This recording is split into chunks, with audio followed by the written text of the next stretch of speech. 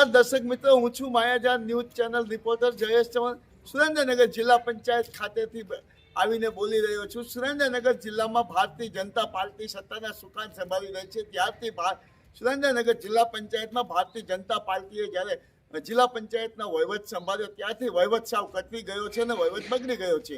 સુરેન્દ્રનગર જિલ્લા પંચાયતની અંદર ભારતીય જનતા પાર્ટીએ જ્યારથી વહીવટ સંભાળ્યો ત્યારથી સુરેન્દ્રનગર જિલ્લા પંચાયતની અંદર બેફામ રીતે વિકાસના કામો પાછળ લાખો કરોડો રૂપિયાનો કૌભાંડ અને ભ્રષ્ટાચાર આચરવામાં આવી રહ્યો છે। સુરેન્દ્રનગર જિલ્લાના વિકાસ માટે રાજ્ય સરકાર દ્વારા લાખો કરોડો રૂપિયાની ગ્રાન્ટો ફાળવવામાં આવતી હોય છે। એમ છતાં સુરેન્દ્રનગર જિલ્લાનો વિકાસ થયો નથી। સુરેન્દ્રનગર જિલ્લાનો વિકાસ દિન પ્રતિદિન નોંધાઈ રહ્યો છે।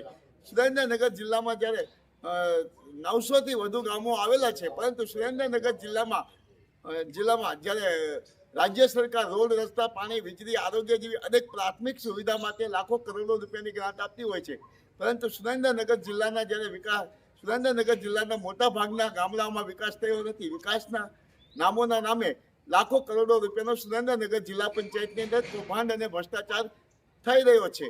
જો ગુજરાત રાજ્ય સરકાર દ્વારા વિજિલન્સ તપાસ કરીને જો સાચી તપાસ હાથ કરવામાં આવે, વિજિલન્સ તપાસ હાથ ધરવામાં આવે તો સુરેન્દ્રનગર જિલ્લા પંચાયતમાં થયેલ લાખો કરોડો રૂપિયાનો ગોટાળો અને ભ્રષ્ટાચાર કૌભાંડ બહાર આવે તેમ છે।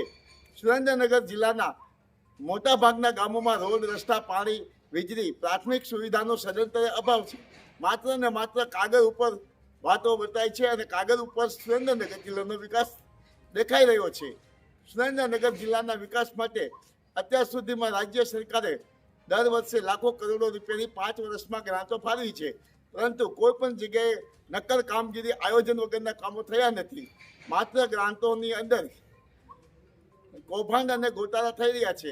જ્યારે રોડ, રસ્તા હોય, પાણી હોય, વીજળી હોય, આરોગ્ય હોય, અનેક યોજનાઓની પાછળ મોટા પાયે ખાયકીય ભ્રષ્ટાચાર થઈ રહ્યો છે અને જિલ્લા પંચાયતમાં ભ્રષ્ટાચાર નામનું ભૂત દળી રહ્યું છે। સુરેન્દ્રનગર જિલ્લા પંચાયત ભ્રષ્ટાચારથી વગવાયેલી છે। માયાજાર ન્યૂઝ ચેનલ જયેશ ચૌહાણ।